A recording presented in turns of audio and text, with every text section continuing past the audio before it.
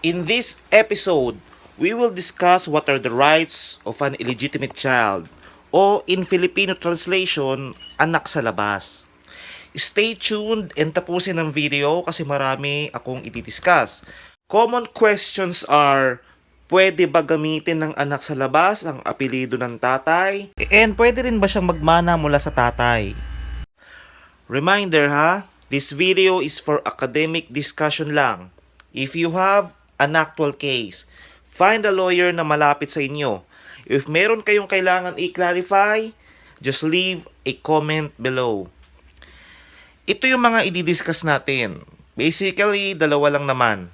Pero kailangan yung makinig ng mabuti kasi may other related matters akong i-discuss.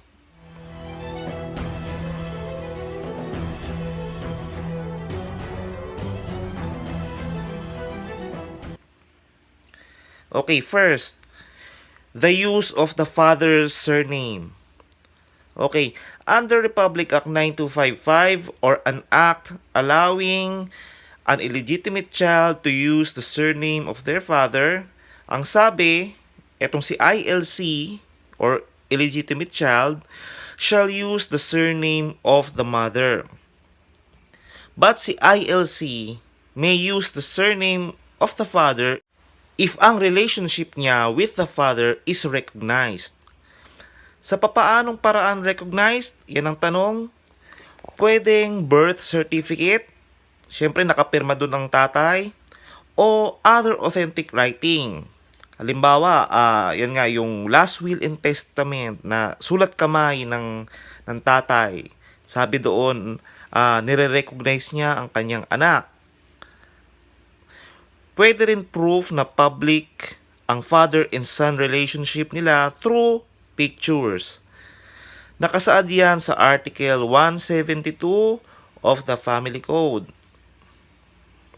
So itong 172 also applies to illegitimate children.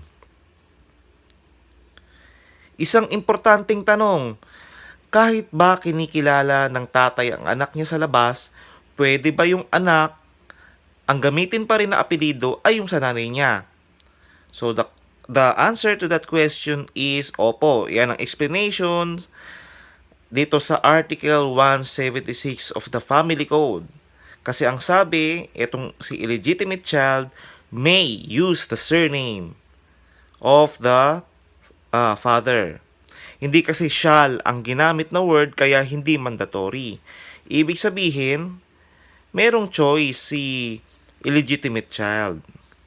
Okay, eto na, yung right to inherit o yung karapatan ng illegitimate child na magmana sa kanyang tatay. Okay, example number 1. A and B are married. Meron silang anak na si C. So siya ang legitimate child ni A and B. Ngayon si tatay, ito si A, nagkaanak sa ibang babae. So yung anak, ang pangalan niya ay D, siya yung illegitimate child.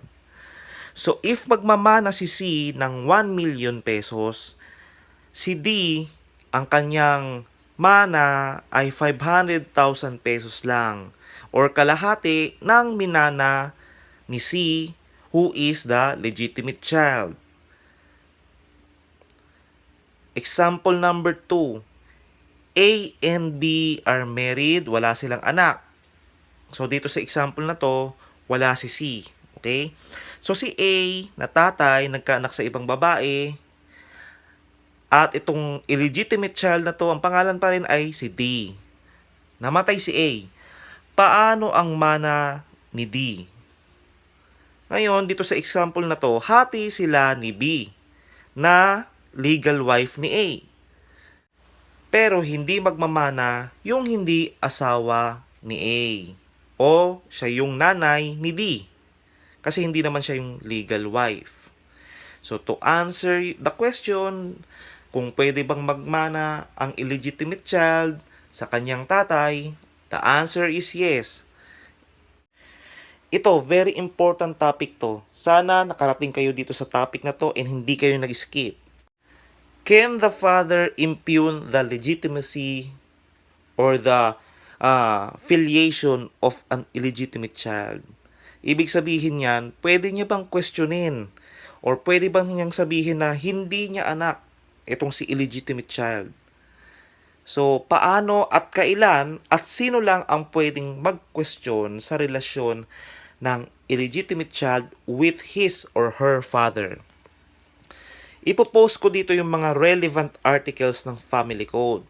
But I will discuss, so makinig mabuti. This will just be simple. Okay. Pwedeng questionin ang legitimacy ng bata within 1 year from knowledge of the birth or recording ng birth sa civil registrar if nakatira sila sa same city or municipality kung saan recorded ang birth o saan pinanganak si illegitimate child. If hindi same ang residence and place of birth, then 2 years pwede questionin ang legitimacy ng bata. Next, 3 years naman if nasa ibang bansa si tatay. Ngayon, ito yung importanteng tanong. Paano kung yung tatay patay na? So, wala na bang ibang taong pwedeng mag-question? So, to answer that question, pag wala na ang tatay, that's the time na ang mga other heirs or tagapagmana ng tatay ang pwedeng mag-question sa relasyon ng bata. Magagawa lang nila ito within the period na na-mention ko earlier, which is 1, 2, or 3 years. Pwede rin na itong other heirs question the legitimacy or the affiliation of this illegitimate child if the illegitimate child was born after the death of his father. Okay, so that ends our topic today. Sana marami kayong natutunan. And of course, yung mga diniscuss ko ay yan yung sinasabi ng batas. For now, please like this video, share this with your friends, subscribe to my channel, and do not forget to hit that notification bell icon para ma-notify kayo ng mga next videos ko na i-upload. Thank you for watching. First, yung mga dinidiscuss ko sa mga vlogs ko are based on my experience. Example, as a buyer of a car.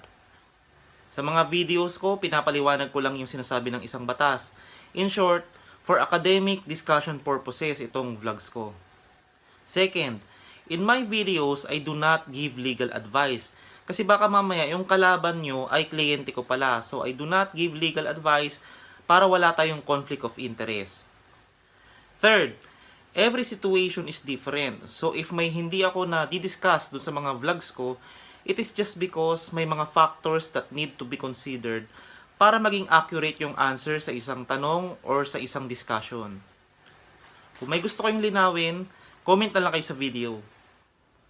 Last, kung meron kayong actual case o meron kayong gustong ireklamo, ibang lawyer na lang yung kunin nyo kasi I do not create my videos para mag-advertise ng services.